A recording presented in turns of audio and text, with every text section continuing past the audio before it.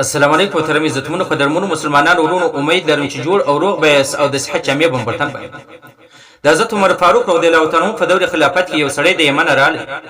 چې سپینږیری سړی ولو د یوې میاشتې سفر یې کاټ کې دغه سماباد کې د حضرت عمر فاروق رضی الله تعالی عنہ مبارک په مجلس کې حاضر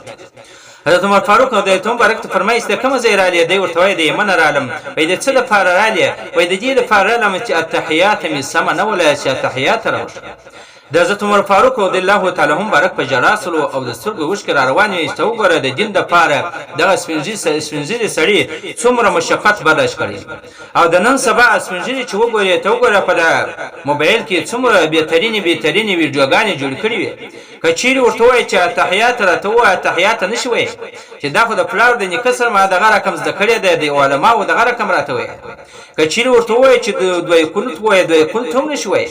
دوی کونت نه زده چې دوی کونت پر ځای باندې کولوله وایي د دوی کونت پر ځای باندې کولوله یعنی کولوله شریف وایم ته وګوره چې په دې باندې خبر نه دی چې دوی کونت د چا نه زده علامین نه زده نه هغه پر ځای باندې وسړی کولوله وایي کلامره بنابه دا خو هغه سړی د پاره دی چې د په اسلام کې داخل سي اللهم نه زده او بیا به دی اللهم ربنا وایي او د اللهم ان د پاره به مهنت او کوشش کوي هغه بس د کوي بیا به پرمانځي به د هر سپینځري کوشش وکي او دا خو داسې لوی ورځ را روان ده ډیره د غم او د پریشانی ورځ هغه ډیره د سختی ورځ ده ډیره د مشکل ورځ ده هغه ورځ باندې ستاده خبره نه چلی چې زنه جوړي ولا ما عذر دلودي ما ته اجازه نه ولا